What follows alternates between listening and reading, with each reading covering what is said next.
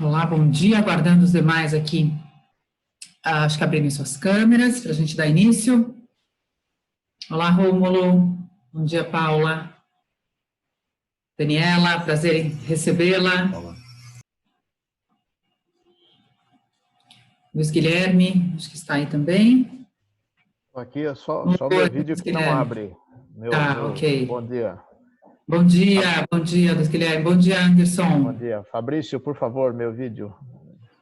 Ok, vamos lá, Fabrício abrindo. Ótimo, Luiz Guilherme. Agora estamos vendo você e aí oficialmente dando início ao nosso evento. Então, sejam todos muito bem-vindos, muito bem-vindas a mais este webinar realizado pela Câmara Britânica de Comércio e Indústria no Brasil. Eu sou Ana Paula Vitelli, presidente da Britton, e vou usar esses minutos iniciais para apresentar a vocês a Britton e também prestar os nossos agradecimentos a todos que estão envolvidos com este evento, com esta iniciativa.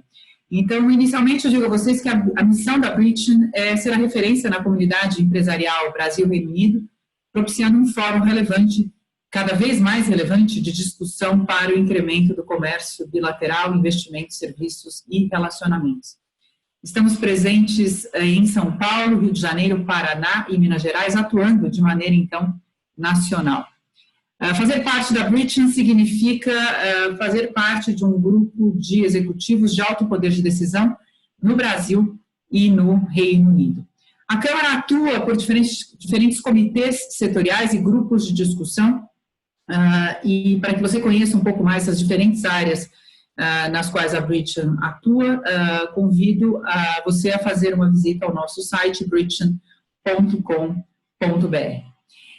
Então, os nossos agradecimentos. Inicialmente, os agradecimentos irão aos associados mantenedores da Britton, cujas marcas estiveram, então, divulgadas no slide de abertura, um pouco antes de iniciarmos a nossa sessão.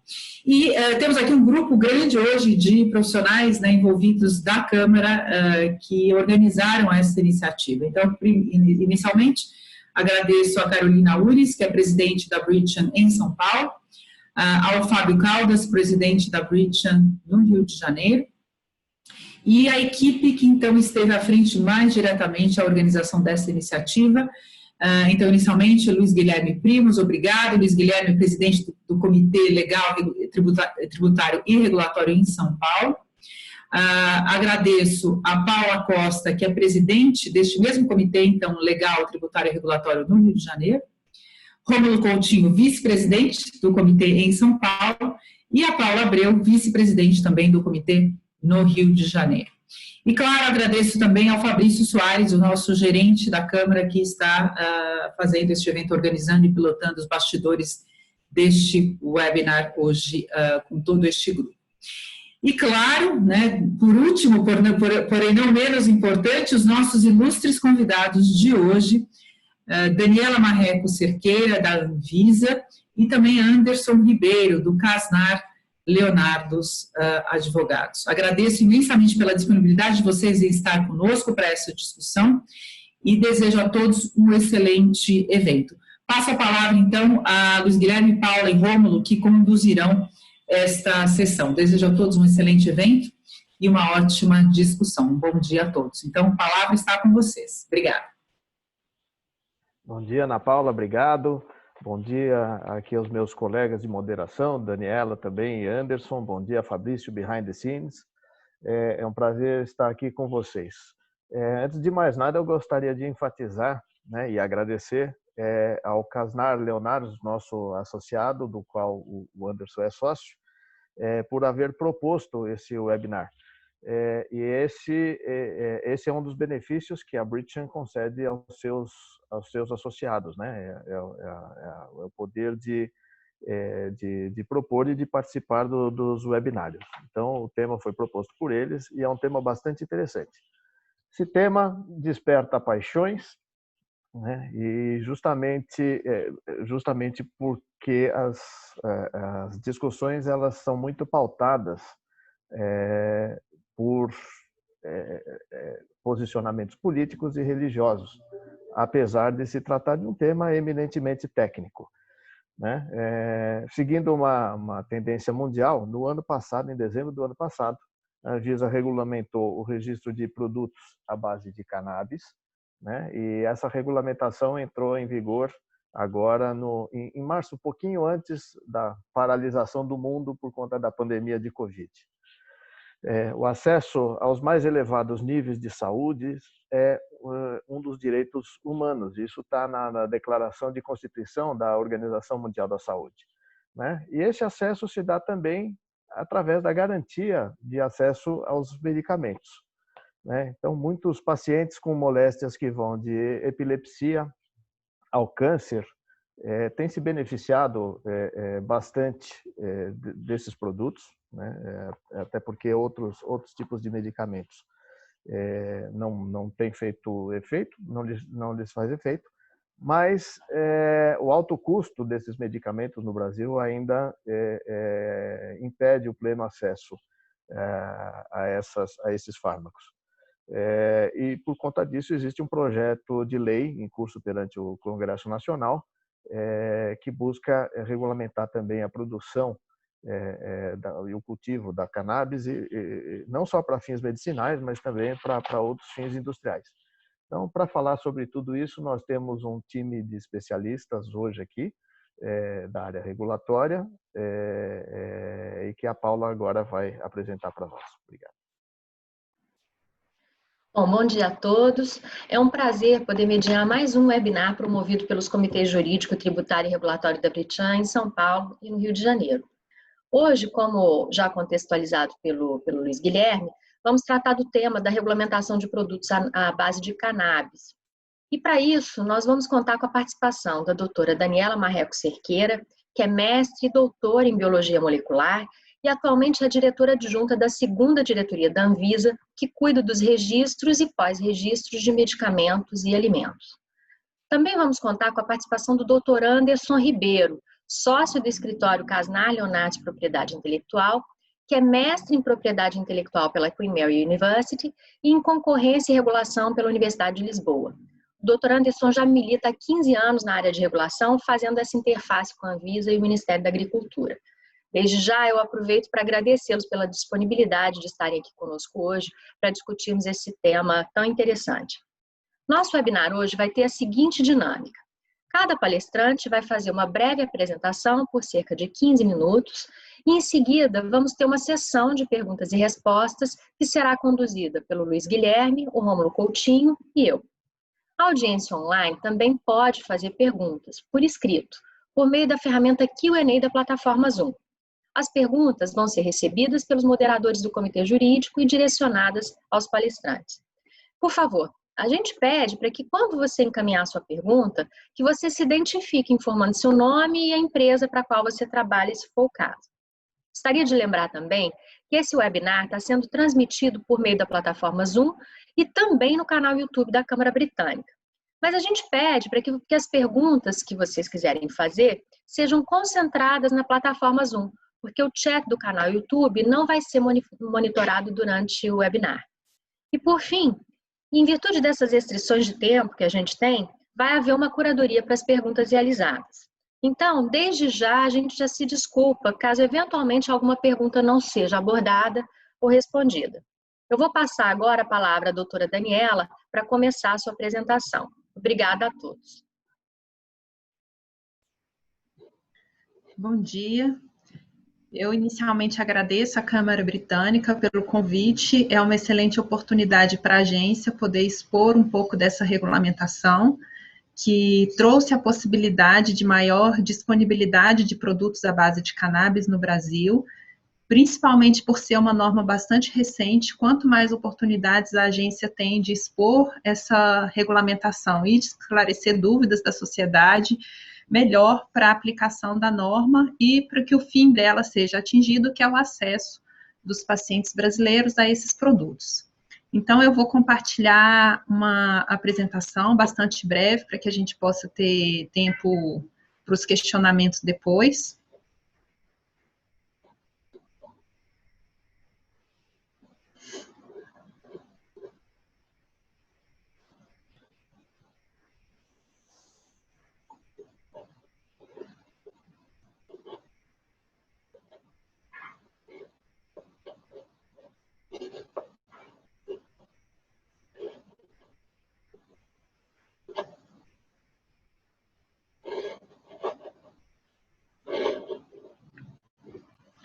Já é possível visualizar? Sim, tá na tela, Daniela, obrigado.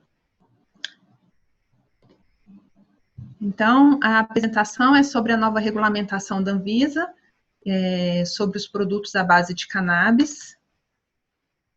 Só para esclarecer, é importante trazer nossa competência legal para a regulamentação desse tema, que reside na Lei 9782, de 1999, porque essa lei estabelece que o registro de produtos poderá ser objeto de regulamentação, visando a desburocratização e agilidade nos procedimentos, desde que isso não implique riscos à saúde da população ou à condição de fiscalização das atividades de produção e circulação.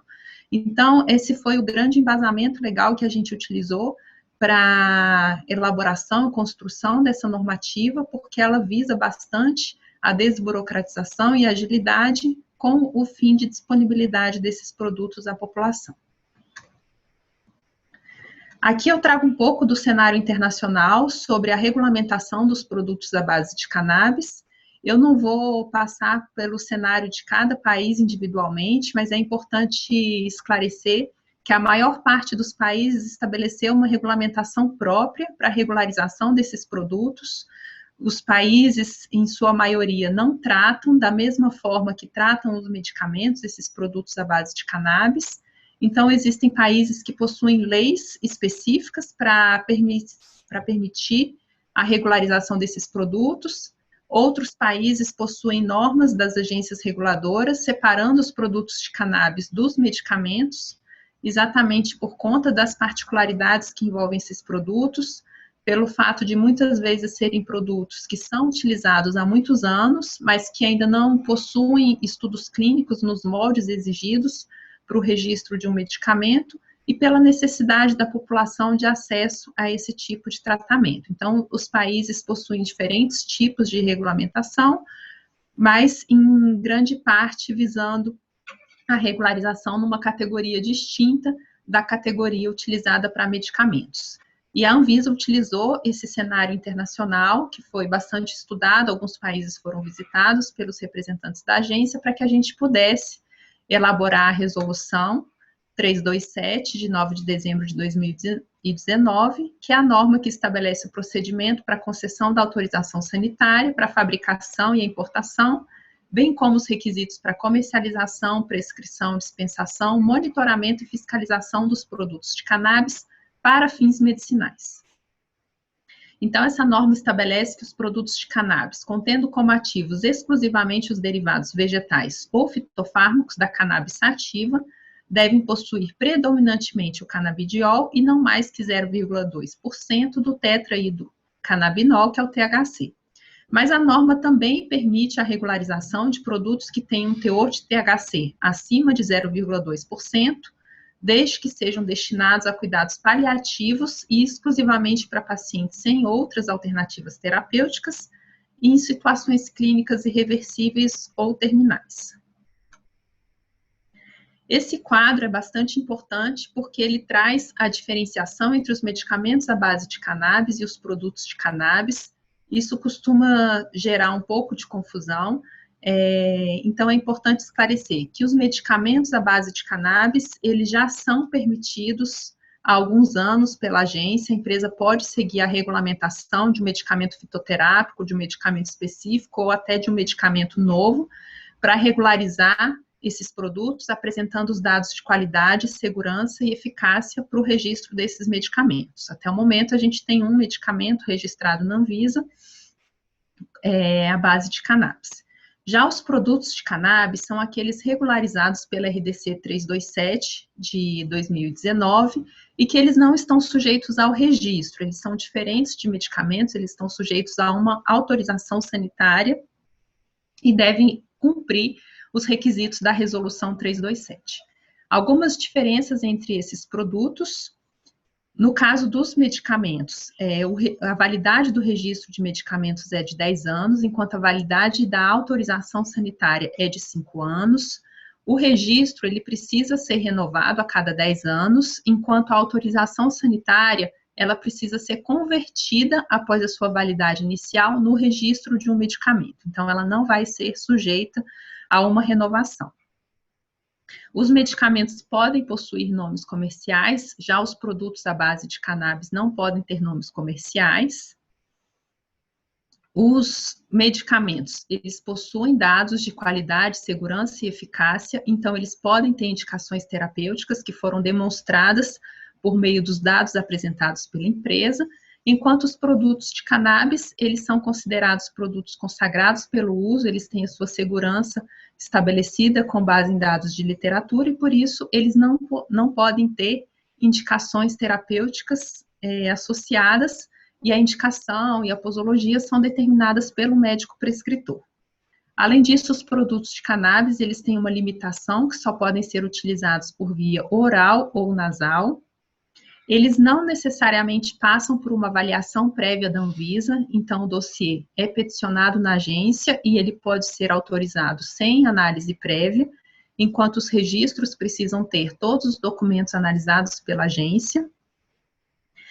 O registro, ele segue a resolução 47 de 2009 e 71 de 2009, que é a resolução que trata do texto de bula e de rotulagem dos medicamentos, enquanto os produtos de cannabis, a RDC 327 traz as regras com relação à rotulagem e com relação ao folheto informativo, que é diferente do texto de bula dos medicamentos.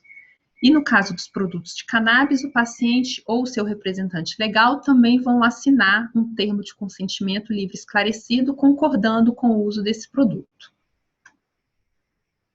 Algumas semelhanças também importantes de destacar entre esses produtos são os requisitos de controle de qualidade, que eles, tanto para o produto de cannabis quanto para o medicamento, eles seguem o que está disposto na norma para o registro dos medicamentos fitoterápicos ou dos medicamentos específicos.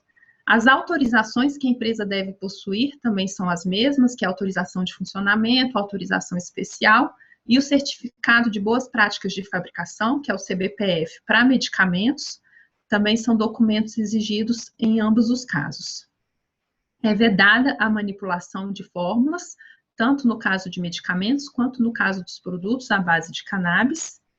Os produtos à base de cannabis, eles devem ser prescritos com uma notificação de receita específica, que eu vou mostrar adiante, e a escrituração da movimentação deles deve ser registrada no SNGPC.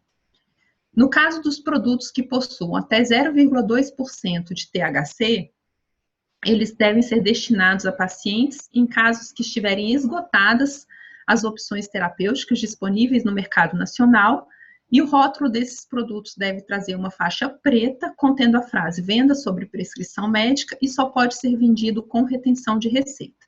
E nesses casos dos produtos que têm até 0,2% de THC, a prescrição é acompanhada de uma notificação de receita do tipo B.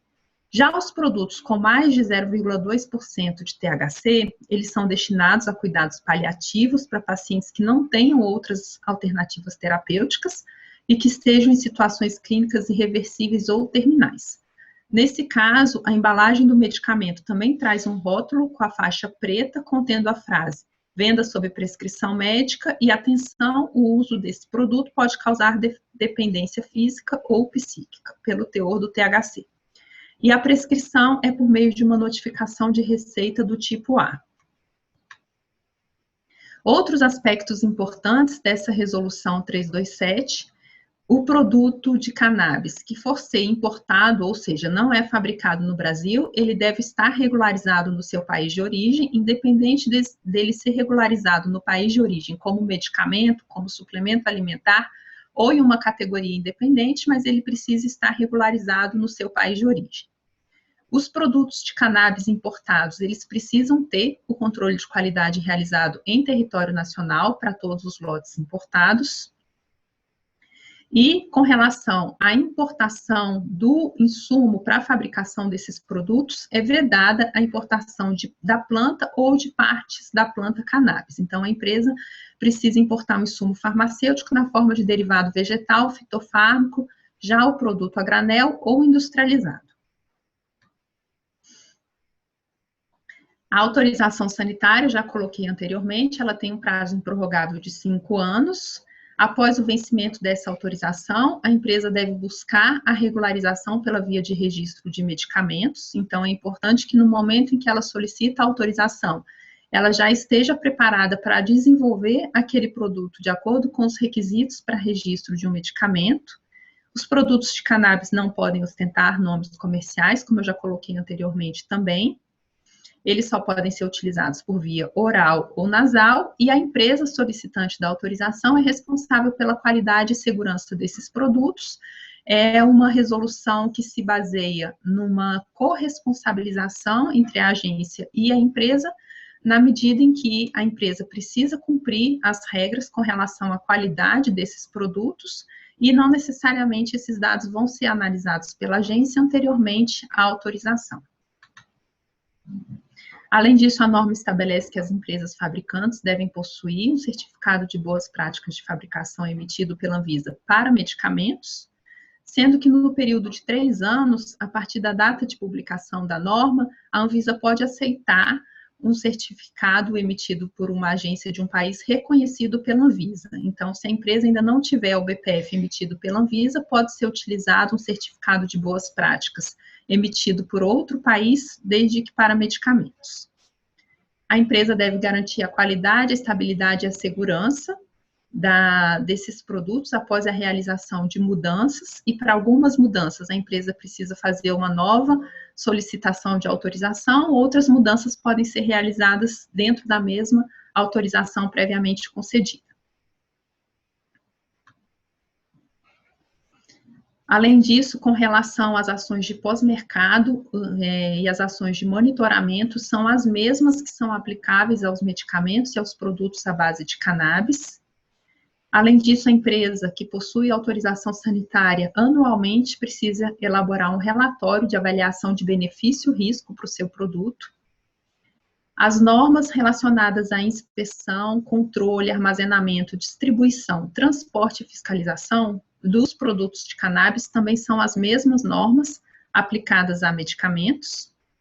Os produtos que são autorizados por essa resolução 327, eles têm um prazo de até 365 dias para serem comercializados no mercado nacional, e esse prazo foi colocado com o objetivo de que esses produtos não só sejam autorizados, como estejam disponíveis à população. E, por fim, a norma estabelece que a resolução vai ser revista em até 3 anos após a data de sua publicação. Então, esses eram os principais aspectos que eu tinha para apresentar, e eu fico à disposição para responder as dúvidas que surgirem. Muito obrigada.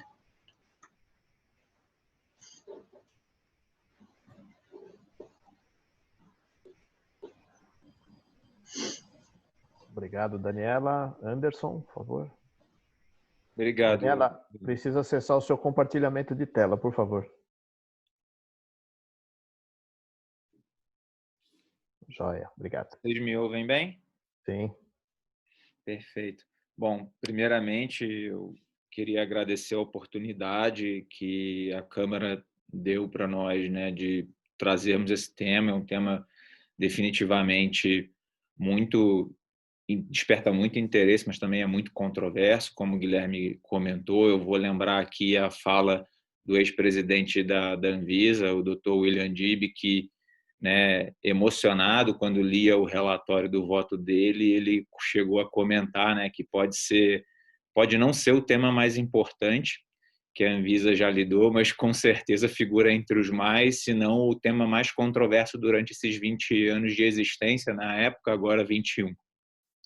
Bom, vou contar uma história para vocês antes de começar aqui a falar especificamente sobre meus pontos de reflexão, e eu quero menos trabalhar isso aqui como sendo uma palestra e muito mais como sendo pontos realmente para a gente discutir.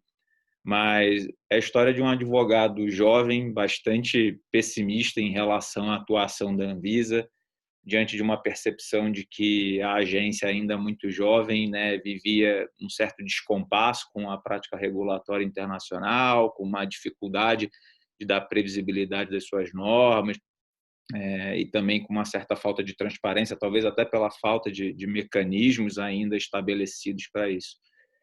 E Hoje, essa pessoa que está aqui falando para vocês é a versão otimista desse advogado jovem que começou há 15 anos com a visão muito negativa sobre o trabalho, e boa parte da mudança é reflexo da própria cultura da agência, que eu percebo que mudou muito, passou a ser mais de transparência, diálogo, mas o que foi fundamental para eu poder mudar essa mentalidade do pessimista para o otimista foi perceber que a gente tem um papel muito relevante a ser exercido, que a gente tem que ter um papel ativo. Nós somos agentes da mudança que acontece dentro da agência, não são só os servidores que têm essa obrigação. E, nesse sentido, eu acho que o nosso papel é de trazer novas realidades, sensibilizar sobre os impactos, né, e as evidências que não necessariamente a agência tem a obrigação de conhecer de antemão, mas a partir do momento em que a gente estabelece esse diálogo, a gente apresenta esses temas, o que a gente percebe é que a Anvisa se mostra uma agência muito evoluída, muito madura para discutir novas realidades. Então, eu acho que esse é o primeiro reconhecimento que eu faço quando a gente fala desse tema especial, que são os produtos à base de cannabis. Eu vou tentar aqui falar não só sobre a RDC 327, mas pensando também na interface dessa regulação com propriedade intelectual, com questões de acesso, que, na verdade, está dentro do mote da regulação, né, de permitir um maior acesso a esses produtos. Falar um pouquinho sobre o silêncio do Ministério da Agricultura, outras categorias de produtos que, logicamente, não estão abarcadas na RDC 327, e uma questão aqui que, para mim, é muito clara, que é a observância às convenções internacionais de repressão às drogas, e em que medida a gente não acaba, né, se amparando muito nessas convenções, mas não atualizando nosso próprio discurso, nossa própria narrativa diante do que já houve de evolução no plano regulatório. Nesse sentido, a minha primeira provocação é quase um questionamento, e a Daniela, né, eu acho que vai poder dar essa dimensão para a gente, de em que medida, diante desse cenário de pandemia, diante desses últimos meses, pensando não só no tema de produtos à base de cannabis, a Anvisa se sensibilizou sobre a possibilidade de construir marcos com mais flexibilidade, com ajustes de compromisso, né, sempre preservando a missão, buscando, né, garantir o tripé, né, de qualidade, segurança e eficácia. Eficácia, em particular, não é tanto parte do tripé na RDC 327 ainda, né? Eu acho que, na medida em que os produtos forem sendo convertidos para medicamentos, eficácia vai ser um pilar importante. Mas a questão é, se no final das contas a agência, diante desse cenário de pandemia, ela já não reflete um pouco sobre esse marco da 327 e pensa em, de repente, flexibilizar algumas barreiras que se provaram maiores do que o necessário, né, diante da realidade que a gente tem hoje. Ainda sobre a 327, eu acho que a explicação da Daniela foi muito, embora muito concisa, perfeita. Ela traz o panorama do que tem de mais importante sobre as obrigações e o nível de exigência. E aí eu acho que o que vem um pouco de elemento fora da RDC é a dúvida de em que medida a RDC está atingindo o objetivo de promover acesso, né? Alguns dos questionamentos que eu teria já de antemão quantas empresas que estão buscando hoje autorização de funcionamento e autorização especial para operar com esse mercado, quantas que já buscaram boas práticas de fabricação porque não poderiam se apoiar em boas práticas certificados já concedidos por autoridades internacionais. Quantos pedidos de autorização de produtos hoje a gente tem pendente? Quantas pesquisas clínicas? Essas são perguntas que eu acho que vão dar para a gente o termômetro do quanto que a RDC tem sido utilizada ou em que medida ela talvez tenha sido um sarrafo muito alto e difícil de ser cumprido dentro desse momento. Um outro aspecto importante para a gente refletir é que, além do próprio requisito do ponto de vista regulatório, a gente teve um quadro de agravamento na dificuldade de se cumprir com esse marco regulatório pensando no aumento do dólar e qual vai ser o impacto para trazer esse produto para o mercado brasileiro, na medida em que a gente não tem, né, o cultivo viabilizado, a matéria-prima viabilizada no mercado nacional, o que foi objeto de uma consulta pública por parte da Anvisa, mas que, ao final, né, foi uma das propostas arquivadas. Esse procedimento não seguiu. A gente entende que, dentro da Anvisa, não existe uma iniciativa aberta para retomar o tema. Esse tema está sendo discutido em paralelo dentro do projeto de lei, mas, diante do cenário atual de pandemia, eu acho que vale a reflexão do quanto que o modelo atual acaba impondo um custo muito alto. Um outro ponto também que eu tenho ouvido de crítica, né, tanto da parte de pacientes, de profissionais de saúde e de empresas que, né, militam dentro desse segmento, é sempre essa questão mais atrelada a um papel residual que esses produtos à base de cannabis teriam, né, trabalhando com a lógica de ser um cuidado paliativo, ou quando não existir outra terapia, né, disponível já no mercado e devidamente aprovada com eficácia, e em que medida isso constituiria uma interferência na independência dos profissionais de saúde, dos médicos prescritores. Eu acho que é uma provocação que a gente, no mínimo, deveria considerar.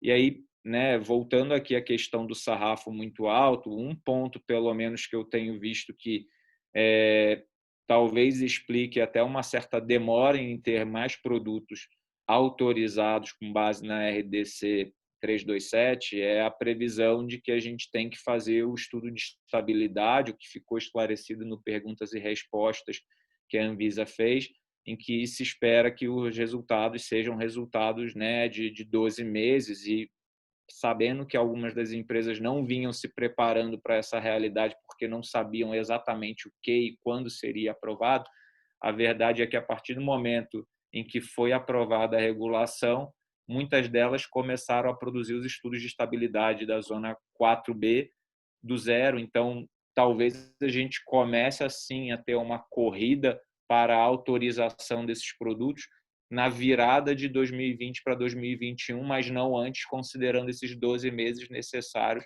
para fazer esses estudos de estabilidade.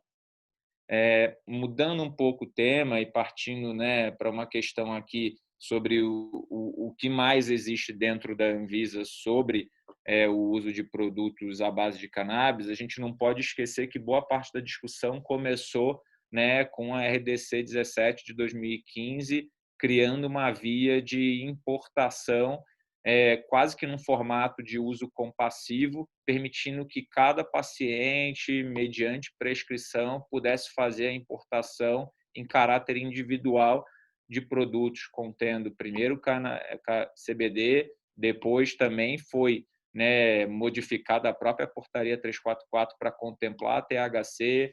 Na sequência, a gente já teve o Mevatil registrado de fato como um medicamento, mas fato é que boa parte dos pacientes que hoje têm acesso a esses produtos ainda usam um mecanismo da RDC 17, e aí, né, com todas as suas atualizações.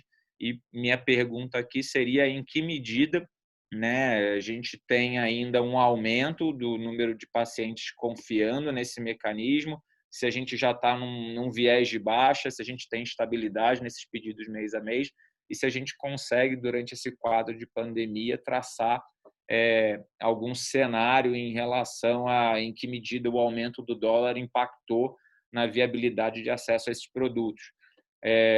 Nesse mesmo sentido, eu também queria, né, pontuar aqui em que ponto a gente ser muito rigoroso dentro do formato da 327 em garantir qualidade e segurança não seria um pouco do tapar o sol com a peneira, porque a gente foca dentro desses produtos que vão ser, pelo menos na realidade atual, quase que a exceção, e a gente talvez esteja ignorando que, na prática, a maioria dos pacientes tem sido atendidos com produtos que não necessariamente estão observando esse mesmo binômio de segurança e qualidade que é exigido na 327. E aí, minha pergunta é em que medida a Anvisa poderia atuar talvez estabelecendo monografias na farmacopeia brasileira ou alguma recomendação, alguma padronização em relação ao cultivo, por exemplo, que existe amparado em decisões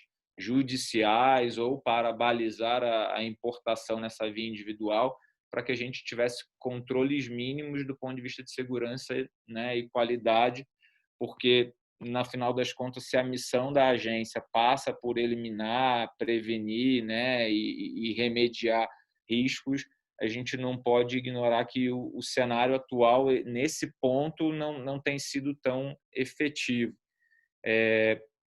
Passando, então, para outra questão que eu coloquei, de outras categorias de produtos que não estão abarcadas dentro da 327. Pelo pronunciamento da diretoria e das próprias áreas, durante a discussão e também em consultas, né, que eu já tive a oportunidade de fazer em Fale Conosco, com a agência, o que a gente percebe é que existe um entendimento muito firme de que produtos que utilizem canabinoides em geral não seriam permitidos para uso dentro das categorias de alimentos, cosméticos e produtos para a saúde. Né? E ao analisar essas manifestações, eu percebo que existe sempre um pensamento muito atrelado ao cumprimento das obrigações internacionais dentro das convenções, né, de repressão a drogas, e em observância ao que está materializado na portaria 344. E aí a advertência que eu gostaria de fazer aqui é que a portaria 344 ela não é um fim em si mesmo, ela é um meio para instrumentalizar a observância desses compromissos internacionais. Mas será que a gente não mistifica e não coloca a portaria, às vezes, dentro de um pedestal, esquecendo que ela pode e deve ser revista par e passo com a ciência e com o conhecimento da própria Anvisa sobre o uso dessas substâncias em diferentes produtos? A gente está quase que dentro de uma história de ovo e da galinha, e eu acho que os exemplos do próprio CBD e do THC sendo atualizados na portaria 344 mostram que esse trabalho deveria ser um trabalho simultâneo. Então, não dá para simplesmente dizer que é proibido em abstrato, porque não existe a exceção construída expressamente dentro da portaria 344, porque eu entendo que isso são construções simultâneas. Mas, na medida em que existe um marco regulatório muito firme, por exemplo, para avaliação de segurança, para a utilização de CBD, que sequer consta dentro das convenções internacionais como uma substância passível de repressão, né, desses controles tão rigorosos. A gente vê isso em manifestações da própria agência, em ofícios, em ações judiciais. Em que medida a gente não poderia flexibilizar, e na medida em que as empresas interessadas conseguirem fazer prova de que esses produtos são seguros dentro das categorias que eles se propõem, de que eles estão isolados, de que eles não contêm substâncias psicoativas, a gente não poderia rever e construir as exceções dentro da portaria 344 sem abrir mão desses controles. Né? Em que medida o posicionamento em outros mercados, né? O posicionamento de FDA, de autoridades europeias, japonesas, também não poderia ser levado em consideração, já que esses mercados estão abrindo para esses produtos, não de uma forma permissiva, sem nenhum tipo de controle, sem ressalvas, mas eu acho que a gente tem que prestar um pouco mais atenção para essas realidades de direito comparado e ver em que medida a gente não está dando um remédio mais amargo dentro de um setor que pode ser muito interessante em termos de demanda reprimida, de potencial de receita, de tributação, de geração de empregos. Vou mudar mais uma vez o assunto e aqui eu vou, né, para um assunto que é particularmente caro aqui para nós do escritório, que é essa interface com PI. Né? Dentro de marcas, por exemplo, a gente percebe já pelos pedidos que são feitos no INPI que os pedidos vão muito além do escopo do que está hoje dentro da RDC 327. Existe uma diversificação de classes em que, né, possíveis produtos e empresas que pretendem atuar nesse mercado têm pedido suas marcas, algumas inclusive para uso veterinário, que extrapola a competência da Anvisa, a gente percebe, sim, a existência de pedidos, né, dentro da área de cosméticos, de suplementos, em produtos para a saúde. Então, é uma questão que eu acho que vale a pena a gente considerar, de que já existe uma demanda reprimida e o mercado, independente da regulação ainda não ser expressa, permitindo explorar essas novas categorias de produtos, ele já vem se preparando para essa realidade, pensando inclusive no que tem acontecido em paralelo dentro do projeto de lei que tramita no Congresso. Dentro de patentes, a minha observação aqui é mais pautada num leading case que nós temos aqui do escritório, em que a coordenação de propriedade intelectual que existe dentro da Anvisa para se manifestar sobre a anuência prévia negou a anuência prévia a alguns pedidos de patente. Pelo nosso mapeamento, existem 19 pedidos de patente nesse quadro, não só para canabinoide, mas também possivelmente empregando opioides. Dos 19, pela triagem que a gente fez, 9 deles estariam atrelados ao uso de canabinoides. Mas a grande questão é que a negativa para a anuência prévia que foi dada pela coordenação foi pautada novamente na portaria 344 e no fato de a cannabis sativa ser uma planta proscrita e, né, alguns canabinoides estarem na lista de substâncias proscritas. A grande questão, de novo, é de ovo ou galinha. O que vem antes? Porque, no final das contas, se a gente está num processo de inovação, de pesquisa e desenvolvimento, naturalmente, primeiro você cria e você vai buscar desenvolver toda a evidência, e é no final desse funil de inovação que talvez a gente tenha um cenário com evidências para a Anvisa rever e reenquadrar essas substâncias dentro das próprias listas de substâncias controladas. Mas isso não deveria servir para uma desculpa dizendo que, eventualmente, negar essa patente seria justificável sob o pretexto de se proteger saúde pública, porque são invenções que, no seu mote, no seu cerne, você tem promoção à saúde e não lesão, não risco à saúde pública. Então, isso naturalmente tem que ser avaliado nesse tipo de manifestação da Anvisa. Esse assunto já foi levado pelo menos uma vez até a diretoria colegiada, com um voto, inclusive, favorável da segunda diretoria, mas foi um voto vencido à época. O assunto foi levado ao judiciário, o judiciário concordou com a abordagem que nós tivemos a oportunidade de levar, chamando a atenção de que existia até uma certa confusão nos papéis entre o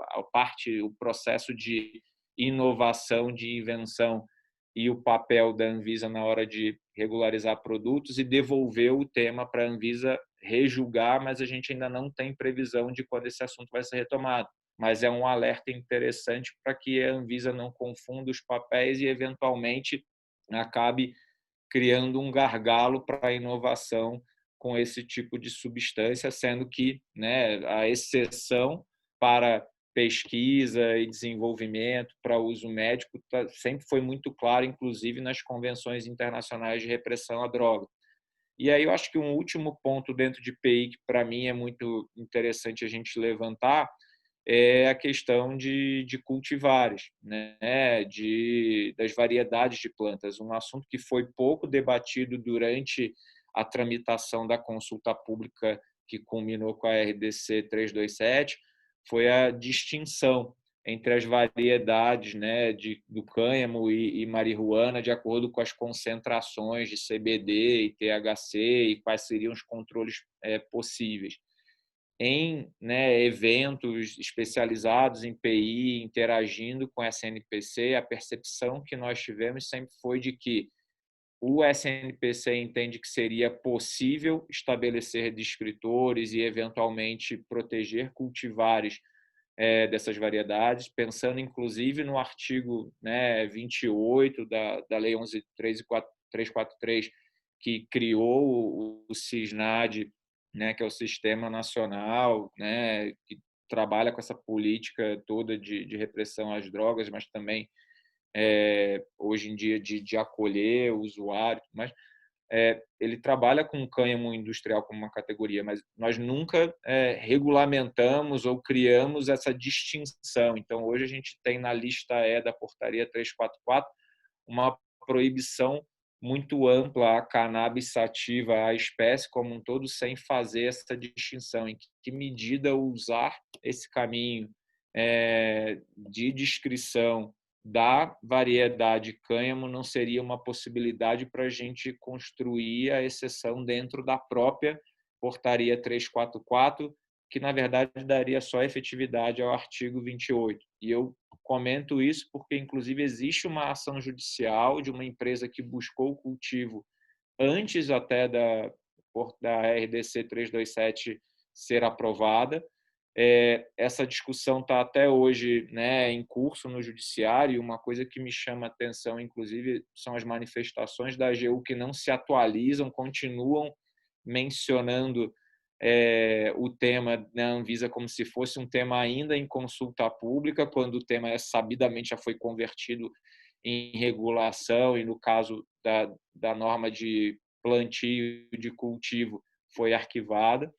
Mas o fato é que talvez a gente não esteja usando todo o potencial desse mercado, justamente porque a gente ainda não traçou essa distinção entre o cânhamo e a marihuana para possibilitar o uso da planta em que o nível de concentração da substância psicoativa é muito baixo.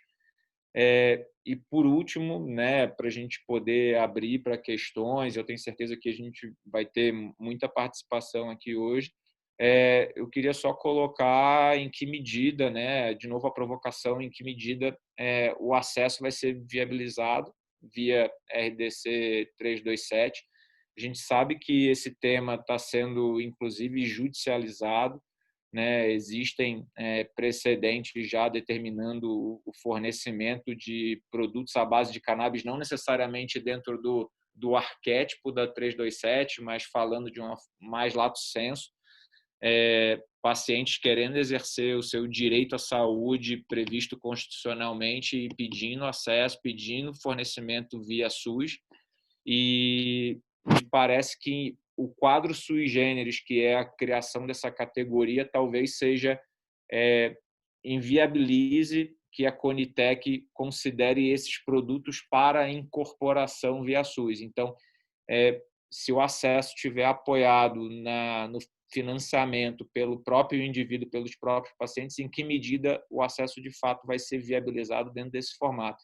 Acho que essa é uma provocação válida para a gente retomar a discussão aqui. Mas acho que essas seriam as considerações iniciais e eu acho que agora a gente poderia avançar para as perguntas. Obrigado.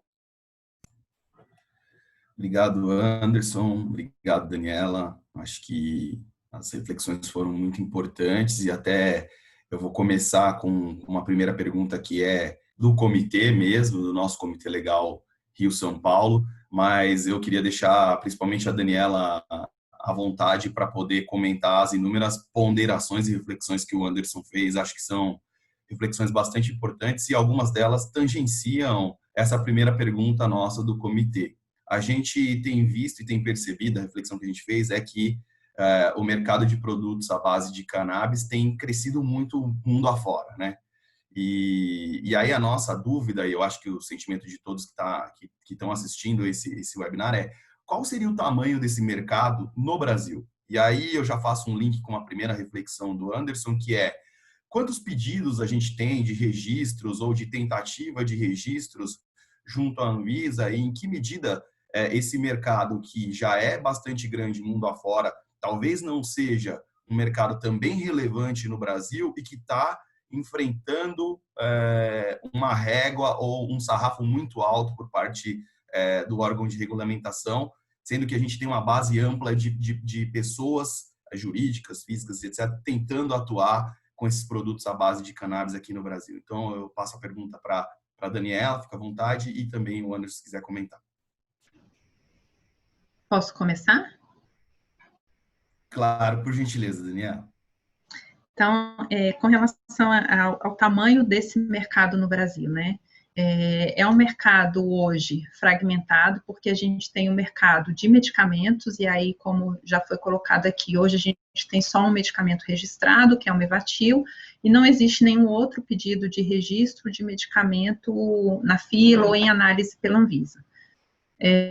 Com relação aos estudos clínicos, que normalmente são indicativos de que as empresas estão desenvolvendo esses medicamentos e vão, no futuro próximo, solicitar o registro, a gente tem 2 estudos clínicos de medicamentos à base de cannabis que foram aprovados pela Anvisa, então essas informações estão disponíveis no site, acredito que em breve esses produtos devam ter a solicitação de registro submetida à Anvisa. Já os produtos à base de cannabis regulamentados pela RDC 327, a gente tem um produto autorizado e 2 pedidos que estão hoje em análise, nós não recebemos outros pedidos, não há nenhum pedido na fila, ou em análise pela Anvisa, além desses 2. Eu acredito que a razão para esse mercado ainda não tão robusto e que acaba levando realmente ao enfraquecimento do acesso desses produtos se deve ao fato de ser uma regulamentação nova, é uma regulamentação que, apesar de, sim, ser uma inovação da agência no sentido de conceder uma autorização, foi criada uma nova categoria que ainda não existia. Então, eu acho que foi um primeiro grande passo da agência para conseguir o acesso da população a esses produtos, mas, por outro lado, exatamente por ser um primeiro passo, a norma ainda precisou trazer alguns critérios para garantir a qualidade desses produtos, e esses critérios acabam impactando no tempo das empresas para conseguirem submeter os seus processos. E os principais aspectos técnicos que eu acho que levam a esse tempo até a submissão são o estudo de estabilidade, como o Anderson bem mencionou. A empresa precisa ter 12 meses de dados, então acredito que esses estudos estejam em andamento e em breve, os dados estando disponíveis, as empresas vão submeter esses processos à Anvisa, e a certificação de boas práticas de fabricação para medicamentos, que é um outro documento que muitas empresas podem ainda não possuir e precisam se adequar para conseguir fazer essa solicitação à Anvisa e conseguir essa certificação. E principalmente nesse momento de pandemia, em que as empresas têm enfrentado algumas dificuldades para obtenção de insumos e para a certificação de suas plantas, isso pode ter também impactado no tempo dessas empresas para a submissão dos processos. Então, a norma, sim, ela traz alguns aspectos que são aspectos de garantia da qualidade de medicamentos e que vocês denominaram como um sarrafo elevado para esses produtos, mas eu acho que foi um primeiro passo da agência, que a própria norma já traz essa necessidade de revisão no curto prazo, já sinalizando que a gente precisaria conhecer como se comporta esse mercado e quais são os ajustes que são necessários para que a norma possa ser melhorada, né, na medida do que for necessário para trazer o acesso desses produtos. Eu acho que outro aspecto importante também é o fato da gente ter a via de importação por pessoa física, que acaba sendo, como o Anderson colocou, uma possibilidade de uso compassivo, e que muitas famílias já se utilizavam dessa via para obter os seus produtos, e como a gente ainda não tem novos produtos em quantidade suficiente pela nova via da autorização e disponíveis nas farmácias, as pessoas continuam utilizando essa via da importação. Então, eu acho que à medida em que a gente tiver mais produtos sendo fornecidos pelo mecanismo da autorização, a gente vai conseguir reduzir a via da importação e, assim, garantir que as pessoas estejam utilizando produtos com garantia de qualidade, que é o objetivo da norma, e ampliar esse mercado. Eu acho que o mercado tem um potencial muito grande. Tenho esperança de que em breve a gente receba mais pedidos, porque o objetivo da norma foi esse, que a gente recebesse. Inclusive, a área tinha a preocupação de ter um volume muito grande de pedidos e não conseguir nem lidar com esse volume, então a gente espera realmente que esse volume de pedidos chegue, porque à medida que você tem mais produtos no mercado, você acaba tendo até um impacto no preço desses produtos e assim também ampliando o acesso. Outra informação nessa área que o Anderson mencionou também, com relação aos pedidos de certificação de boas práticas, de autorização de funcionamento de empresas para trabalhar nessas atividades, como são informações preparatórias da agência, não são informações públicas, então não consigo trazer esses dados hoje. O que eu posso falar é que a área de medicamentos, que trata desse assunto, tem recebido muitas empresas em reuniões pedindo orientação em relação a como instruir o processo para autorização sanitária. Nós, da segunda diretoria, também temos recebido pedidos de reunião nesse sentido. Então, eu acredito, sim, que essas empresas estejam se preparando para, em breve, submeter os seus processos.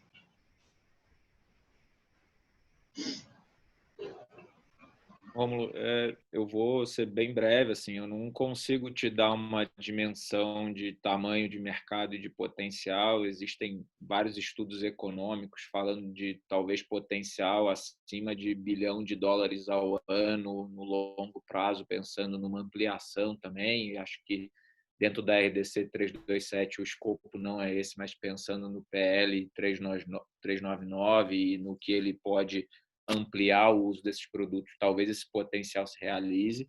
O que eu posso te dizer é que a gente é consultado assim com bastante frequência, não só por empresas interessadas na regulação, né, na 327 em trazer produtos à base de cannabis, mas também buscar explorar essas outras categorias, né, alimentos, cosméticos, produtos veterinários que, né, não foram reguladas ou não estão expressamente autorizadas, se existiria ou não brecha. Então, assim, existe uma demanda reprimida.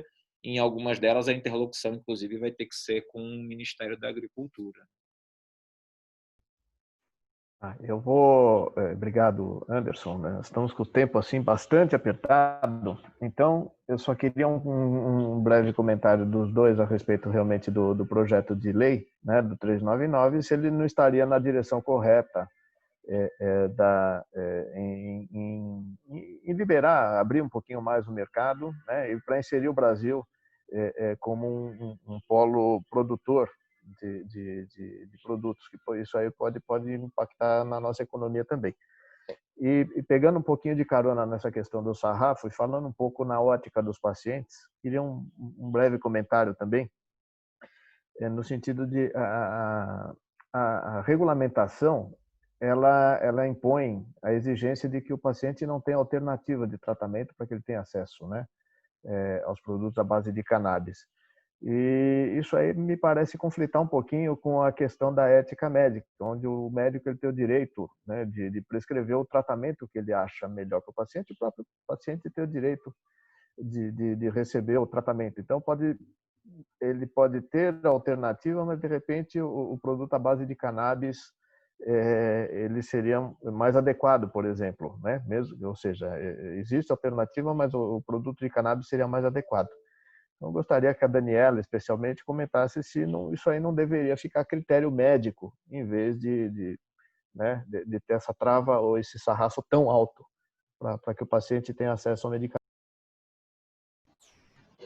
Tá, com relação ao PL 399, esses PLs, normalmente, a posição é uma posição da diretoria colegiada da Anvisa, e a posição da diretoria colegiada da Anvisa foi colocada quando a norma RDC 327 foi pautada em DICOL.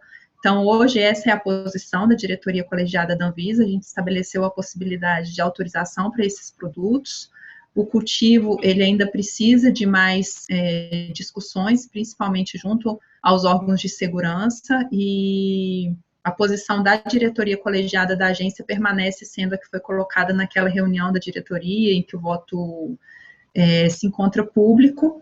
Claro que se houver o estabelecimento de uma lei, a legislação desse tema por parte do Congresso, a agência vai regulamentar dentro das suas competências, mas em relação ao PL, o posicionamento da agência permanece o que a diretoria colegiada colocou na ocasião da regulamentação da RDC 327. Sobre a prescrição médica, no momento em que a gente construiu o texto da RDC 327, a gente teve diversas conversas com o CFM, e a posição do CFM naquela época era uma posição contrária a essa possibilidade de regulamentação, inclusive foram discussões bastante difíceis, Por mais que já existam muitos médicos que realmente eles prescrevem e eles querem ter a liberdade nessa prescrição, e a gente entende isso, né, porque como você colocou, é a ética médica aí que está sendo cerceada de uma certa forma por a gente estabelecer que só pode ser usado nessas condições, mas o CFM teve uma posição bastante radical em relação a essa possibilidade de regularização desses produtos. Eles não concordavam na época em que a gente discutiu. Então, por isso, a gente achou melhor que a norma estabelecesse que esse produto só seria utilizado na ausência de outras alternativas, ou seja, os médicos continuariam prescrevendo os produtos que possuem essas indicações terapêuticas aprovadas, e caso não haja mais alternativas, eles poderiam partir para a prescrição de um produto de cannabis. E a discussão foi principalmente com relação à falta de evidências robustas, científicas, quanto à eficácia que o Anderson falou, né? Essa norma, o que falta nela é o estabelecimento da eficácia, ela traz os critérios para segurança e para qualidade, então foi principalmente em relação de acordo com o CFM, essa ausência de evidências de eficácia desses produtos para o tratamento das indicações terapêuticas que têm sido utilizadas. Então, a razão da agência ter estabelecido essa limitação foi essa, mas é claro que eu acredito que esse seja um dos pontos de melhoria que devem acontecer com essa revisão já programada da norma. Legal. Temos mais perguntas aqui, seja do comitê, seja da audiência, mas infelizmente não temos mais tempo, né? O nosso horário aqui está estourado. Então, gostaria de agradecer bastante a Daniela pela disponibilidade do tempo, ao Anderson também pelo tempo, pelas apresentações, ao Rômulo e à Paula pela comoderação, né? Ao Fabrício também, que está aí behind the scenes. E agora a gente aguarda a presença de todos aí num próximo webinário que a gente vai anunciar. Obrigado a todo mundo. Posso fazer uma colocação final? Claro. Como a gente não conseguiu responder todas as perguntas, no último slide que eu apresentei tem os contatos da segunda diretoria, então a gente continua à disposição para responder as perguntas que não tenham sido respondidas aqui. Ah, perfeito. Tá? A gente encaminha também, a própria Câmara a gente vai fazer encaminhamento, e aí, assim, eu não sei se nós temos os contatos de quem fez as perguntas, mas pelo menos a gente faz o encaminhamento, a gente dá um jeitinho. E lembrando também, né, Luiz Guilherme e a Daniela, que esse webinar ele fica disponibilizado no canal YouTube da Câmara Britânica, então a apresentação vai estar lá disponibilizada com os contatos. E essas pessoas que talvez não tiveram as perguntas respondidas, eles podem, então, se referir à apresentação, buscar lá os contatos, e a gente agradece a você pela abertura e disponibilidade em respondê-las, mesmo depois do webinar. Realmente gratificante poder contar com a sua ajuda nesse sentido também. É verdade, daqui a uma meia horinha o vídeo daqui desse webinar está lá no YouTube. Então é isso aí. Obrigado mais uma vez a todo mundo e até uma próxima oportunidade. Bom dia. Obrigado a todos. Bom dia. Tchau. Bom dia, pessoal. Obrigado. Bom dia.